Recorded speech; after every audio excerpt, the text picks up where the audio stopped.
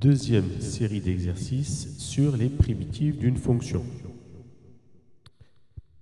Première, STI de D. C'est un chapitre également qui est possible d'écouter pour les terminales actuellement. On est le vendredi 3 avril. Les E3C sont annulés. Vous l'avez bien, j'espère, tous entendu à la radio. Et ben, ça sera pour peut-être cette année, peut-être l'année prochaine. En tous les cas, c'est un cours important. Donc, je vous rappelle, une primitive, c'est un peu le contraire de la dérivée, c'est-à-dire quand on dérive une primitive d'une fonction, on retrouve sur la fonction de départ. Exemple, et c'est celle qu'on va utiliser aujourd'hui. Une primitive de x puissance n, c'est x puissance n plus 1 sur n plus 1. Une primitive de x carré, c'est x3 divisé par 3, et on va utiliser ça aujourd'hui. Alors, je vais vous donner 2-3 exemples à faire. Ils sont là. Pas l'exercice résoudre 3, tout le reste, vous l'avez normalement fait.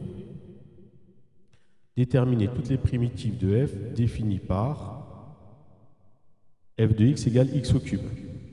Donc, une primitive de x au cube, quand on dérive pour avoir x au cube, donc d'abord, on va l'appeler grand f de x, la fonction. Donc, quand on dérive la fonction grand f de x, il faut trouver x au cube. Donc, du coup, l'exposant, il est 1 de plus que le cube. C'est-à-dire, c'est 1, 4, x au 4 sur 4. Ne pas obligé de rajouter une constante, c, k, comme vous voulez. Et c'est fini. Alors, vous ne voyez pas sur le... Voilà, là, voilà. Donc, la fonction, c'est x au cube, et une primitive, c'est x au 4 sur 4 plus une constante. C'est tout. Alors maintenant, on va prendre une autre fonction qui est 4x au cube moins 5x2 plus 2x moins 7. Deux étapes.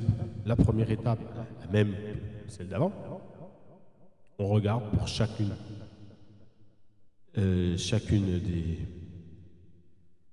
des exposants une primitive. Donc, une primitive de x3, x2, x et 7. Et ensuite, il y aura une deuxième étape de simplification. Alors, on commence. Donc, primitive de x3, x au 4 sur 4. Donc, j'écris donc grand f de x, parce que les primitives, c'est grand f de x. Ben, x au 4 sur 4.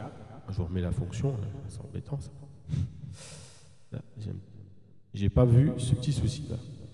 Donc, x 4 sur 4, une primitive de x2, c'est x3 sur 3, et une primitive de x, c'est x2 sur 2. Voilà. Et on rajoute à chaque fois le coefficient devant. Et une primitive de 7, c'est 7x. Et on rajoute une constante. Donc, une deuxième étape à faire, c'est les simplifications. Ici, on va simplifier par 4. Ici, on ne peut pas simplifier. Ici, on simplifie par 2. Et ça me donne... Oh là là là là. Catastrophe aujourd'hui. Et ça me donne donc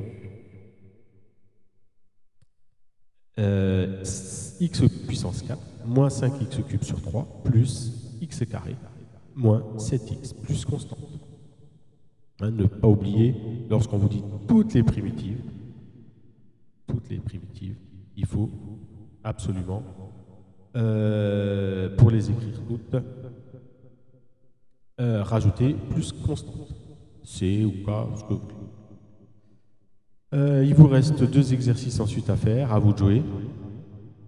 Donc, la fonction, c'est x puissance 11, et puis l'autre, c'est 3x puissance 11 moins x puissance 5 plus x puissance 4 moins 6. Ah, ouais, décidément, on ne voit pas tout. Moins 6x puissance 3. Vous déterminez toutes les primitives des deux là. Et ensuite, vous avez l'exercice 16 à faire, où là, vous avez une première fonction qui est assez facile, c'est x moins 3. Il faudra déterminer une primitive et la primitive qui est nulle en 2. Là, c'est un tout petit peu plus compliqué. Ensuite, un petit calcul h de x moins f de x. F de x moins g de x. Donc, ça moins ça. Là, il va falloir mettre sur le même dénominateur, sur x moins 1 au carré. Donc, il va falloir calculer x moins 1 au carré fois x moins 3. Donc ça, c'est peut-être pour vous une copie assez compliquée, mais ça, vous devez savoir faire. Et ensuite, une fois que vous aurez fait ce développement, ben, vous pourrez faire la soustraction entre f moins g, c'est-à-dire x moins 1 au carré sur x moins 3 sur x moins 1 au carré. Et comme on aura le même dénominateur, tout ça, ça va s'annuler. Et qu'est-ce qu'on va obtenir? Ben, vous verrez que vous allez obtenir, en simplifiant, une fonction assez simple avec x moins 1 au carré et devant quelque chose de très très simple. Voilà.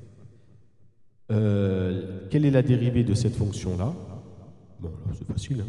1 sur u moins u' sur u carré. Et ensuite, déterminer une primitive telle que h de 2 égale moins 1. Ça, c'est un petit peu plus compliqué. Je vous ferai la correction de cet exercice dès que tout le monde l'aura fait. Voilà. À bientôt pour la fin de la leçon. À la semaine prochaine.